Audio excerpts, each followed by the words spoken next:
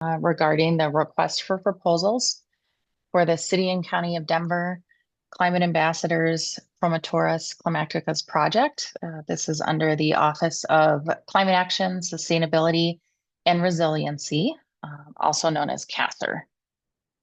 Audience members are able to watch this live presentation. We do ask that if you have any questions, you can go ahead and submit those through the chat. We will monitor questions throughout and have time at the end for a Q&A. We will also respond to all questions that are submitted today, and we will post them as an addendum in BidNet so that they're available for everyone. Next slide.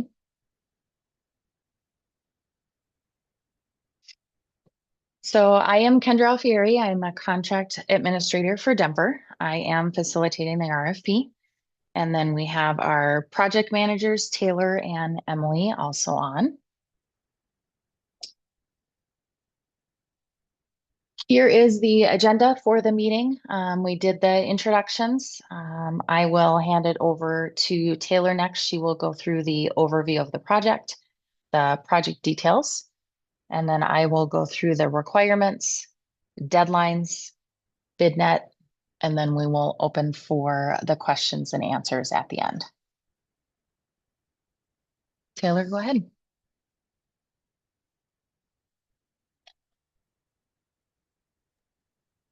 So many buttons to click. All right. So as Kendra mentioned, we are with Denver's Office of Climate Action, Sustainability, and Resiliency, often referred to as CASR. We were established in 2020, and we are answering the community's call for climate action with urgency and a focus on equity. We believe that the climate crisis is solvable, and together we are the ones to solve it. We do this by eliminating pollution and waste while investing in clean energy and resiliency to protect all of our communities for future generations. When it comes to this particular RFP, we are seeking one or more qualified organizations to lead climate resilient neighborhood engagement campaigns. We're looking to award contracts of up to $480,000 over a 3-year term, with $450,000 being dedicated to the Climate Ambassadors Promotoras Climacticas project budget, and then $30,000 of additional services dollars, which will be CASR projects by request. There is the possibility to extend these contracts up to 2 additional years with additional funding if it comes available under this RFP. And we do anticipate awarding up to 5 contracts under this RFP.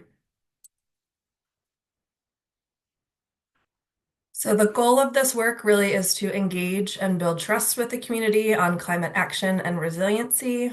We want to work with organizations to support community members in adopting sustainable behaviors, and then also help them to get involved and navigate our CASR and city programs to improve sustainability and resiliency. We want organizations to offer actionable solutions that community members can take to reduce their vulnerabilities and increase their resiliency to the effects of climate change. All selected organizations will be expected to work with us to help navigate CASR-run programs, incentives, and strategies. In the RFP itself, there is a relatively extensive, exhaustive list of the different areas that CASR works in, which are listed here, and the programming under each of those categories. We do recommend that organizations hop onto our website at denvergov.org/sustainability to check out more information about our current programming offerings, to see where your organization might align best with the programs and goals that CASR has.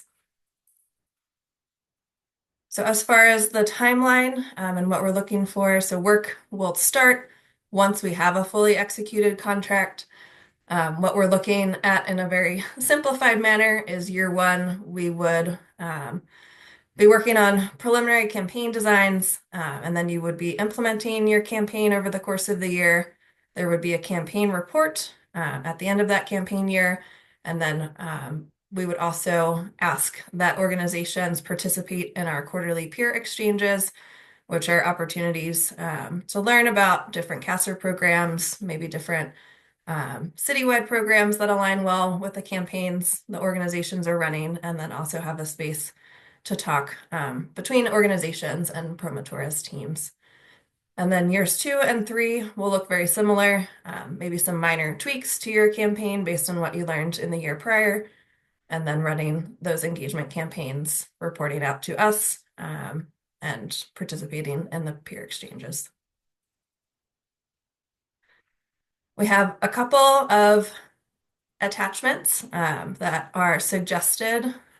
You can use them if it's helpful, or use them as a kind of a jumping off place. So first we have an attachment for the budget. So as a reminder, the program budget is $450,000 over the course of 3 years. There is an additional $30,000 of additional services that would be CASR projects by request. We don't know what those projects are yet, and you don't know what they are yet, so we don't expect you to provide a budget for that $30,000. So please provide budgets for that $450,000 over the course of 3 years for the Climate Ambassadors Promotoras campaigns. We're looking for budgets to be provided to us in terms of program supplies. And we want to see expense categories as opposed to individual line items.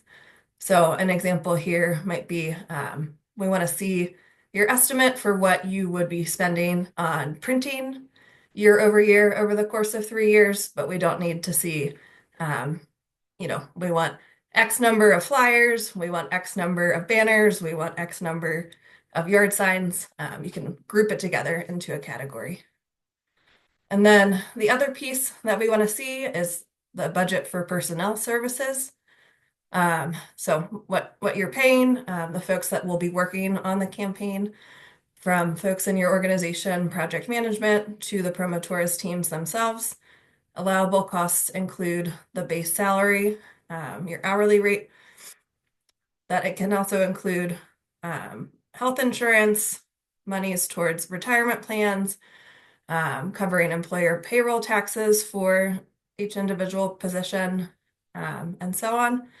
And then since this is a 3-year contract, we do want to see any raises or cost of living adjustments reflected in the budget proposal. And then indirect costs may not exceed 10% of the total budget that you provide to us. And indirect costs would be things like the cost of administration support, HR support, your building lease, rent, utilities, the things it takes to keep the light on at your organization. And then we have an attachment for the project narrative. So in the RFP itself, you'll see we have a list of questions that we are asking each organization to answer. To make that maybe a little, hopefully, easier and streamlined, there is an attachment where you can answer those questions within a Word doc. Really what we're trying to do is understand which neighborhoods you are focusing on. This particular program, we're really looking to work in our neighborhood equity and stabilization neighborhoods, our NEST neighborhoods. There's a link in the attachment itself where you can see the full list of NEST neighborhoods that has changed and grown over the course of the last few years. So definitely recommend taking a look at that. We want to learn more about your experience as a trusted messenger in the community, getting the word out about different topics. For this particular campaign, we would be getting the word out about climate action and resiliency. Your organization's experience working with some of our priority populations. So older adults, youth, people who are living in affordable housing, how you're working with renters versus homeowners, and some other populations listed in the questions themselves. Want to learn more about your outreach and storytelling strategies, what has worked well in your work before, maybe some highlights of great storytelling moments, whether that's, photos, quotes, videos, social media. How you plan to recruit your Promotoras or climate ambassador teams, what that will look like, and how you will get those folks part of your team. A little bit about your commitment to language access and language justice, your experience providing materials in multiple languages, if you have partners or experience hosting different types of meetings, or getting the word out through different channels to reach folks who speak languages other than English. And then a couple of questions on your experience managing funds, in particular funds that you are receiving from the government. And then that document has suggested word counts. Those are suggested. They're not required, so just use those as a guidepost. And then when it comes to evaluating the proposals that we receive, here's the criteria that we will be using. So 45% towards your demonstrated work experience pertaining to this particular scope of work, and the campaign strategies that you propose within that. 25% demonstrated experience and expertise in the particular neighborhoods that you call out as neighborhoods that you will be working in, and some demonstration or examples of how you know that you are a trusted messenger in those communities or in those particular neighborhoods. 20% we want to see that the proposed budget is aligned with the campaign goals and objectives. 5% on workforce diversity and high quality jobs. So taking a look at your personnel services, your responses to the questions around how you will be recruiting and hiring your promotoras, climate ambassadors teams, and then 5% financial readiness and experience managing government contracts. And now I will pass it back over to Kendra for some of our timelines and requirements. Okay, so now we will go through the requirements of the RFP. This next slide will show you so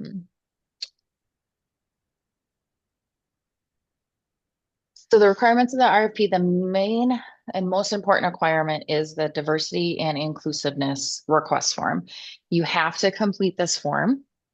If you do not complete this form, then you can be deemed unresponsive. So there are a couple of different things we have to make sure that this gets done. So it is a requirement. You need to upload a copy of it with your RFP. When you go online to fill out the form, it will ask you for the city contact. And you'll want to put my email in there, kendra.alfieri@denvergov.org. We asked for this document several times. And again, that reasoning is that if it's not submitted with your proposal, if we don't get that completed form, then you're deemed unresponsive. And that means that we can't move forward with your proposal.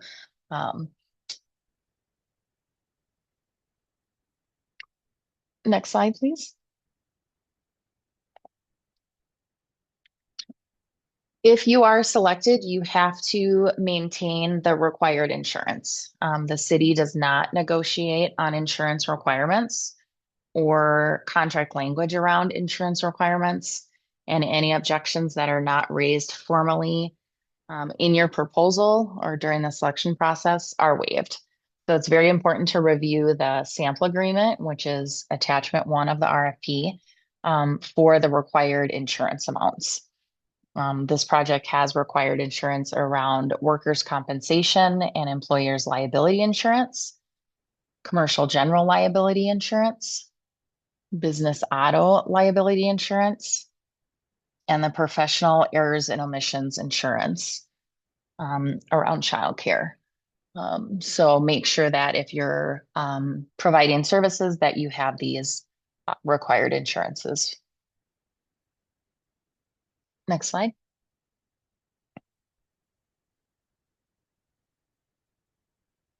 So you need to submit your documents through BidNet. That's how you place your bids. Um, and that is through the www.rockymountainbidsystem.com. Proposals are due no later than May 12th at 10 a.m. Mountain Time. Late submissions are not accepted. BidNet will cut you off at 10 a.m. Mountain Time. Even if you are in the middle of an upload, it will cut you off and your submission will not go through. So please do not leave this for the last minute. On almost every project we have people who BidNet didn't take their upload, something happened, it took longer than they thought. Um, and if you do not submit it on time, it is not accepted and you will not be moving forward. So I recommend getting your bids in at least the day before. Um, we very frequently have issues where someone might have an upload problem and has to contact BidNet directly in order to resolve that issue. So make sure that you're leaving time in case things like that happen. Um, it's highly recommended to submit the proposal documents in English to help keep the timing of our process for review on track. All proposals need to have this following list of information. It is also on page 8 of the RFP, and there's more details around each one of these documents. So make sure that you're consulting the RFP directly to make sure that you have everything that you need. So we have the transmittal letter, budget and pricing, and there is that template for the budget that you can use. Rates have to be included, specifically addressing each of the elements listed in the scope of work and the deliverables. Information about your project team, the experience. Again, we do have that project narrative template to provide all of that information. Make sure you're answering all the questions. References, and then the required form. So again, that diversity and inclusiveness form, you have to have that in your bid packet. It has to be submitted, or you're deemed non-responsive and we do not move forward with your proposal. Other required forms are that certificate of good standing with the Colorado State, and the signed W-9. Next slide. So next we'll go through the deadlines for the project. Next slide. So there is a question and answer function in BidNet. We will be answering some questions at the end of this meeting today. But if anything else follows, I cannot answer questions directly. We want to make sure that everything is kept a fair process, and that everyone has access to all of the information that goes back and forth. So if you have additional questions that you need answered, that either don't get answered in this meeting, maybe you ask a question, we're going to research the answer, we would post that in BidNet. Or if you have follow-up questions, you would post those through BidNet through the questions tab. And that deadline to submit the questions is 10 a.m. on April 25th. We will answer all of those questions by May 2nd. And then final submissions are due May 12th by 10 a.m. Again, I can't stress enough to allow yourself time to upload those documents. If you're in a different time zone, sometimes that affects people. Make sure that you have a reminder on your calendar for when these are due. Again, BidNet will automatically close the RFP at 10 a.m. We don't have any ability to extend that deadline for people who have technical issues at the last minute. So please make sure that you're submitting this ahead of time. Make sure that you are completing the proposer's checklist that's on page 37 of the RFP to make sure that you're not missing any important documents. And just a reminder that all communications on this really need to go through BidNet. But I am the RFP facilitator, and my email is provided several times in the RFP as a designated contact. Make sure that you're not reaching out to Taylor or Emily or any other staff at the city who's involved with the RFP from here forward until we have a final signed contract. It's considered an open procurement. That ensures that we keep the process fair for everyone who's interested in the project. Please note that a proposer can be disqualified from further participation in the selection process at the city's sole discretion if there is communication directed to anyone other than myself during the open procurement. The only communication really allowed is through submitting those questions on BidNet or emailing me. And a lot of the times, the questions I get by email too, um, I can't advise on specific proposals. I can't review anything ahead of time. I can't accept documents from you if you have issues with BidNet. So really make sure that you're reviewing the RFP now. If you have questions in relation to that, that you're getting those questions submitted via BidNet by the deadline. If that question's deadline passes and then you want to know, oh, what does this mean? Or how do I do this? Those are questions submitted through BidNet. And so if you miss that deadline on 10 a.m. on April 25th, then we don't accept additional questions after that. That keeps it a fair process. It makes sure everyone has the same access to all the questions being asked and all the answers given. So that's pretty much for the requirements and the deadlines. So now we will go through and answer questions that have come up. I see a couple in the Q&A and the chat. So I'll go into the Q&A first. First question, will be the recording be available to the public? The food justice webinar was not available. Sometimes the recordings are available, sometimes they're not. There's quite a few different factors that go into evaluating whether they're posted. If it is going to be posted, it would be posted in BidNet. Next question, just wondering, are businesses and organizations open to apply? I know that organizations that are member-based are very specific. Taylor, do you want to go ahead and answer that one? Sure. So I guess short answer, yes. We are looking for community-based organizations to apply. I don't know, some neighborhood organizations might be member-based. They would be eligible to apply, but you don't have to be member-based. So really, businesses, organizations, nonprofits that have a community focus are who we're looking to apply. Okay. Are legal expenses to participate in state rulemakings allowed? Taylor, do you have experience with that and want to answer that? Otherwise, we could look into it and get an answer posted and bid that. Yeah, I think for that one, we'll have to do some more research and post the answer Okay, to BidNet. sounds great. Next question is, are you looking for organizations that serve multiple neighborhoods of focus? Will organizations that focus on one of the neighborhoods of focus still be competitive? Taylor, Yep. answer that. So I would just say, Denver neighborhoods are all a little bit different, different populations, demographics, different sizes, all of that good stuff. So organizations that focus on one neighborhood would still be competitive. If it makes sense for an organization to serve multiple neighborhoods, that is also great. It really just depends on the particular neighborhoods and then your organization's focus and connections to neighborhoods and what those neighborhoods prioritize, need, the services that they want. So either works. If you have multiple neighborhoods, that's great. If you are focusing on one neighborhood, that's great too. All right. Next question, how will the funding work? So that question is a little bit vague. Funding works depending on the budget that you submit. So that could look very different depending on the different projects that come in. Taylor, would you have anything to add to that? Yeah, I guess to that, I would just add we have a budget template that we suggest people use. You can choose to use it or not. Maybe it's a helpful jumping off place. But we're looking for expenses in terms of program supplies, like what materials it'll take for you to run your campaigns, and then your personnel services.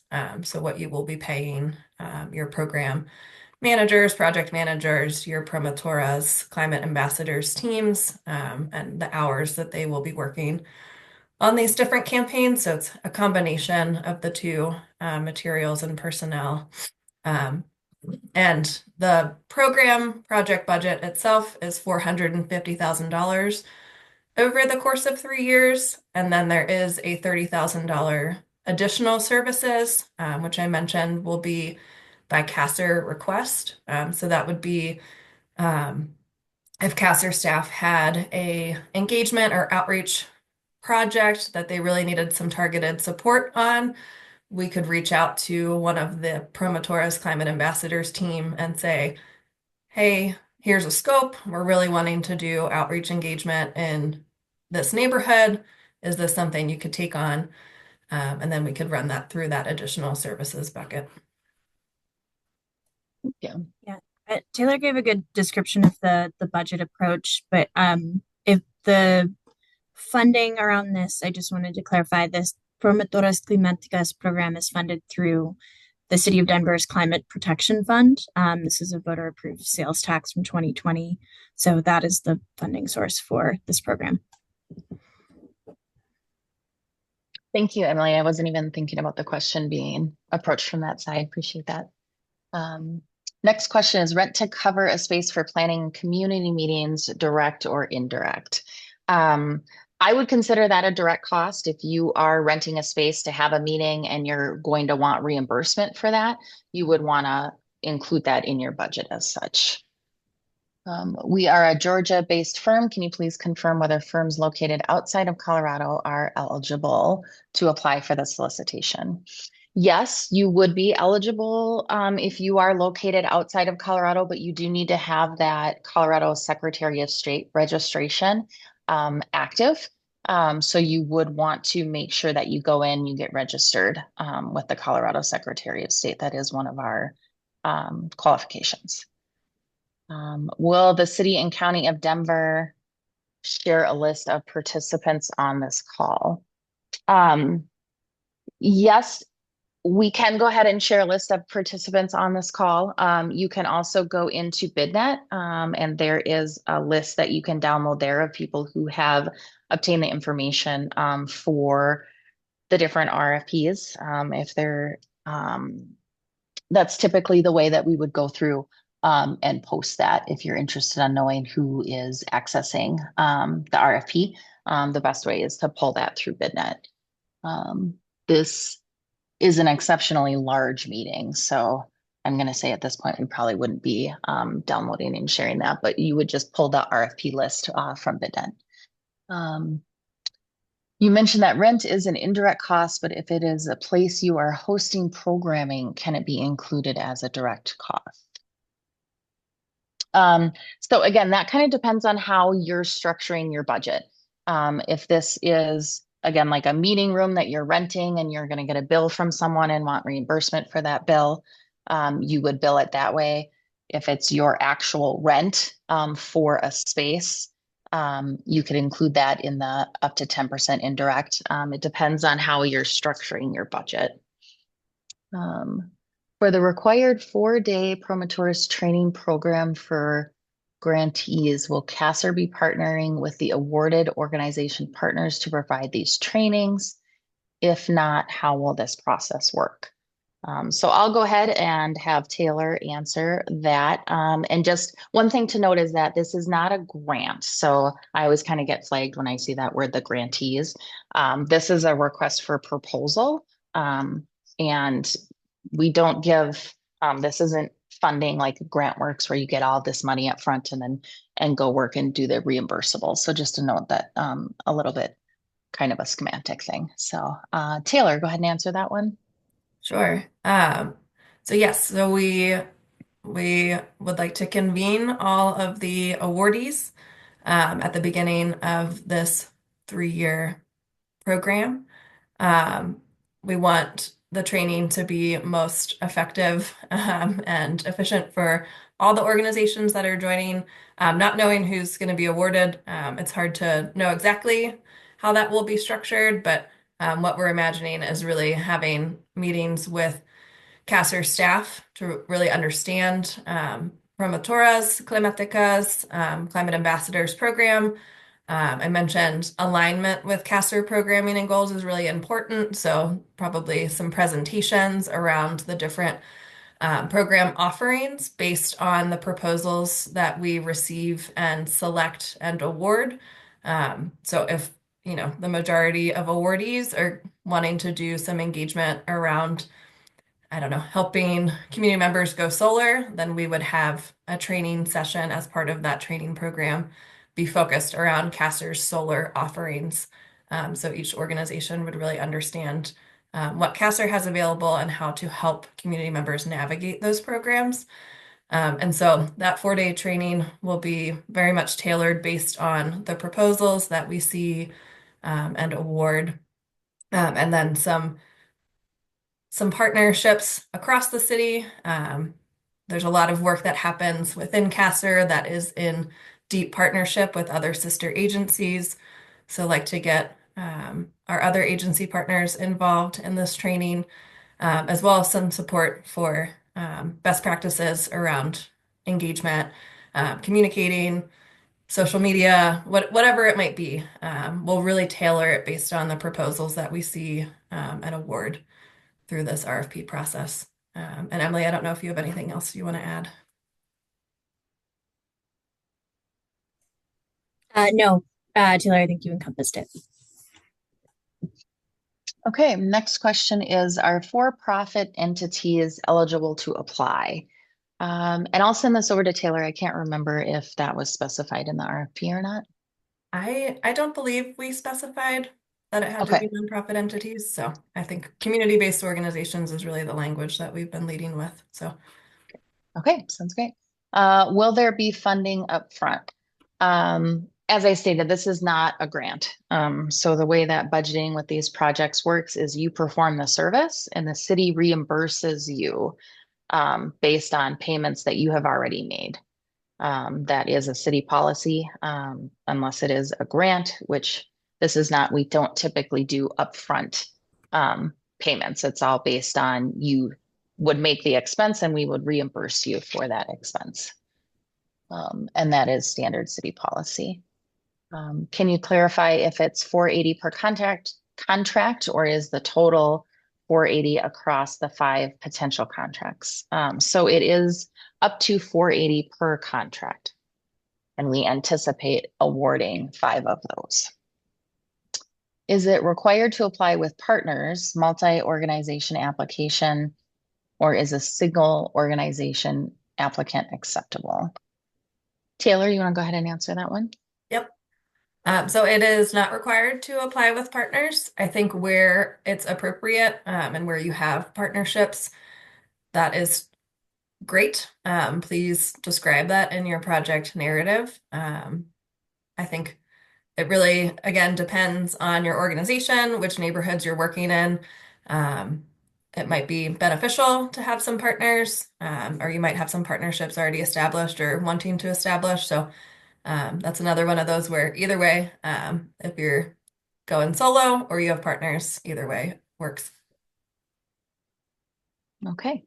How will payments to organizations be structured? So we went over this a little bit already, but just to highlight, it depends on how your budget is structured. So you would want to structure the budget in the way you anticipate your expenses. And then being paid, typically you submit an invoice with your reimbursable documentation. We process that invoice, and the city usually pays on a net 30.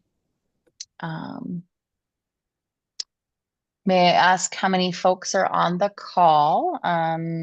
It looks like right now we have about 50 participants. Is there a rough idea preference of a ratio of budget to be used in salaries for a few specialties versus money towards many promotoras of less formally trained community members? Taylor, go ahead and take that one. Yeah.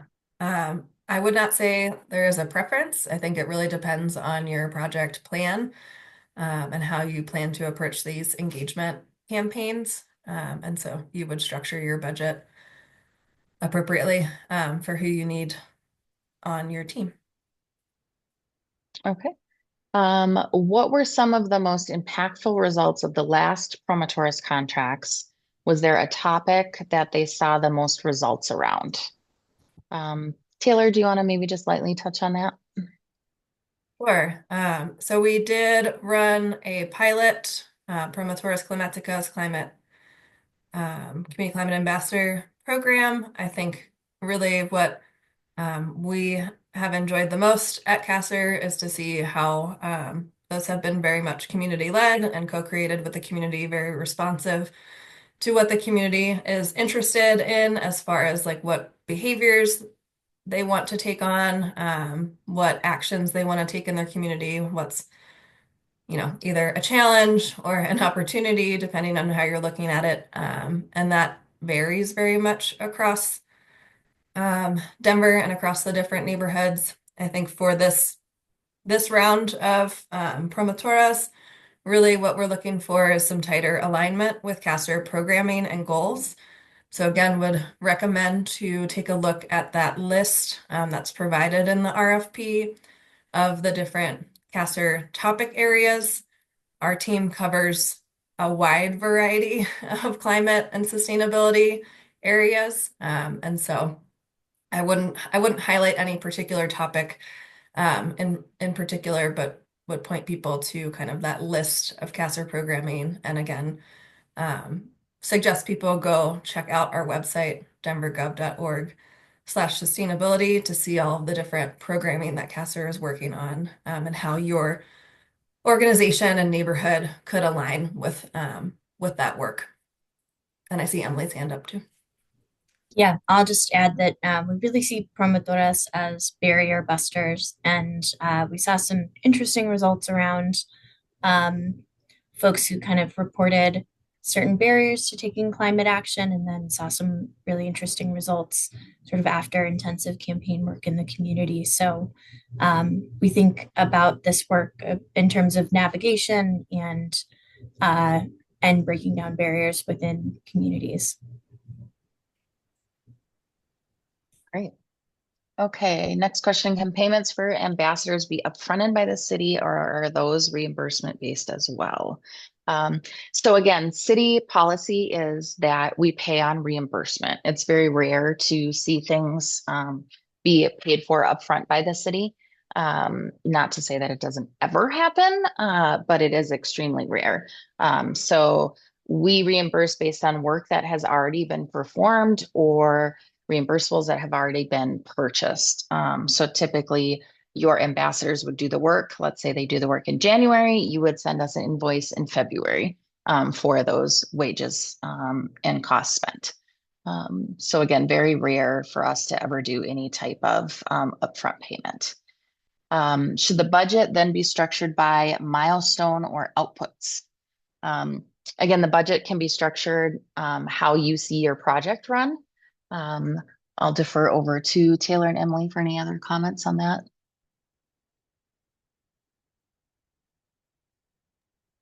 Sorry, I lost my unmute button there for a second. Mhm. Yeah, I would go with Kendra. Depends on how you structure your budget. Again, we're asking for the program supplies and then the personnel. The way there's a few different ways that we can do payments. We do have a milestone structure included in the RFP. Those milestones have associated tasks and deliverables. So I would suggest structuring it where the milestones correspond to the different tasks. And then under those tasks, they have deliverables. So um, that would be my guidance there. Okay, great. Okay, I am going to close the question and answer. So if you did have any other ones, please put them into the chat instead, because I'm going to transfer over to that and go through those questions. In the budget, how should we show raises, cost of living adjustments? Should we list a wage range for each role with increases to be expected within those raises, or list anticipated rates per year per role? That would be up to you, however you want to structure that. Both of those options given would be typically be accepted. Yeah, and I'll just add in the suggested budget proposal template for personnel expenses, particularly, we have the year-over-year rates. So you could list the rate for each, or the anticipated rate for each year, which can reflect those raises or cost of living adjustments. All right. Are you looking for organizations that serve multiple neighborhoods of focus? Will organizations that focus on one neighborhood of focus still be competitive? So we did already answer that. Let's see. If we have concerns or questions about the agreement, should we contact Kendra before the application deadline, or how do we formally raise our objections? You would include that in your cover letter. The cover letter has specific language in it that you are acknowledging the sample agreement and the things that are in that. So that would be where, or you could attach an additional document if you like. That would be where if there were any issues about that sample agreement, you would raise those at that time. Is the 450K budget total for 3 years or is it per year? That is the total for the 480, the 450 plus 30 is the total for the whole 3 years. Is the 450 budget total targeted or recommended? Is it the total across all submissions? So it is the total that is per contract. And you can bid up to that amount. If you can do your project for less than that, you're welcome to go ahead and submit your bid as such. Taylor, do you have any comments on those? No, I guess just to clarify that there is up to $480,000 of budget available to each organization over the course of 3 years. The $450,000 is specifically for the Promotoras climate ambassadors, engagement campaigns, and then there is that additional services, $30,000 that's available, which would be by like CASR project specific requests. Okay. Is there a preference for local vendors only? Taylor, do you want to speak to that? There's no requirements around that, other than Kendra mentioned, you have to be registered with the Secretary of State, in Colorado. Um, Otherwise, I think if you feel that you can meet the objectives of the campaigns, in particular Denver neighborhoods, then feel free to submit a proposal. You'll just have to explain in your project narrative, and with your project proposal how you will engage in those particular neighborhoods. All right. The RFP shows milestone-based payments. Is there an option to do reimbursement-based payments to align with the tracking and payment process for other CASR grants? So again, this isn't a grant. This is a proposal project. We do pay on reimbursement. The RFP budget is an example. You don't have to use that budget if you don't want to. If you want to structure your project and your budget to be different, definitely feel free to do so. Taylor, do you have any other comments on that? No. All right. Is there a focus on specific neighborhoods or is that decided by the contractor? I think we've kind of already answered that question previously. Yeah, Green. I'll clarify. We are focused on Denver's Nest neighborhood, so neighborhood equity and stabilization. If you toss that into Google, you can go to the Nest page, and see that full list of neighborhoods, and then the actual neighborhood or neighborhoods that an organization would be working on would be proposed by the proposer. Great, good clarification. Thank you. Mhm. Green workforce recruitment and enrollment is listed as a possible program activity. Is green workforce program participant pay an eligible expense for this opportunity?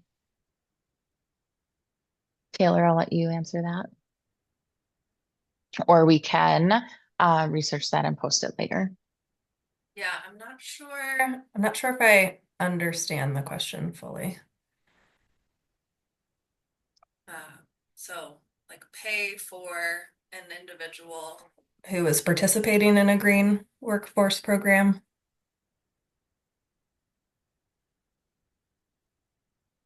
Yeah, it doesn't detail it. I guess I'm assuming that they're wondering, yeah, is green workforce program participant pay an eligible expense? So if you were paying someone under the program for green workforce work, then it would be Yeah, I guess I don't really understand that question. If maybe, Court, if you want to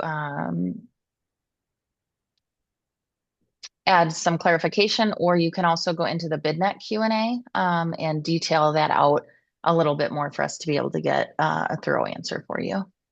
Next question, is collaborating with organizations working in other neighborhoods possible? For example, if we are working in one focus neighborhood and we collaborate with an organization with a CCA contact working in another neighborhood, could we, for example, provide materials for our partners work in that neighborhood and or invite their residents to attend our activities or invite our residents to attend theirs?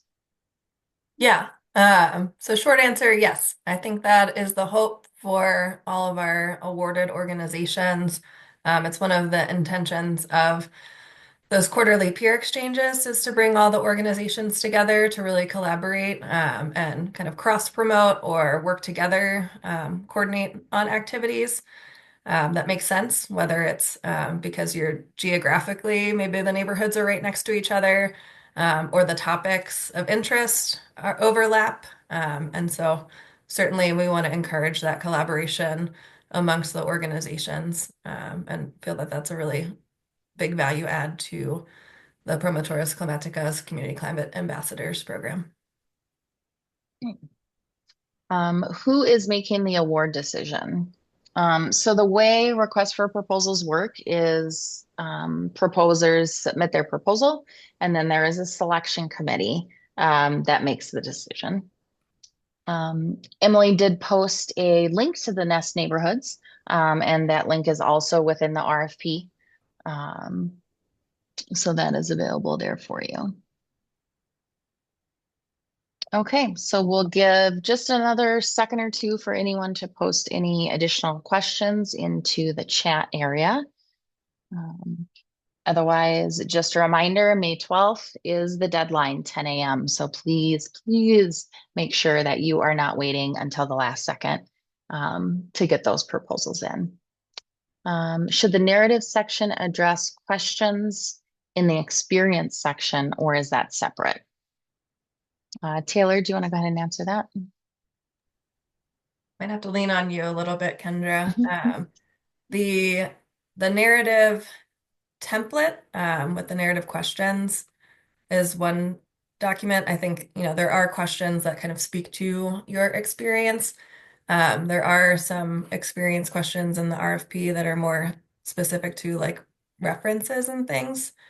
I think ultimately at the end of the day, what you submit in BidNet is one complete document that has been put together. So the multiple templates and things all put together into one complete document. Is that correct, Kendra?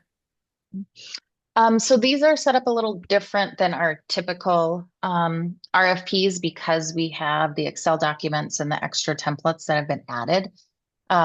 It is definitely much easier and faster for us to go through and do the review and make decisions and all of that if the things are included in one document. It's also a good check on the proposer's end doing that to make sure that they have everything included. In regards to that specific question, I would say, you are scored on how well you answer the questions and supply the documents. So if you're redundant, that would be better than missing something. So just make sure that you're always checking that list on page 37 of the RFP, making sure that you have all the required documents, all the required sections, you're answering all of the questions thoroughly. Okay, clarification on the green workforce question. If we're having the Promotoras program help with the recruitment and enrollment of participations into our green workforce program, could we also use some of this funding to pay participants who then enroll into the green workforce program for their participation in green workforce program? So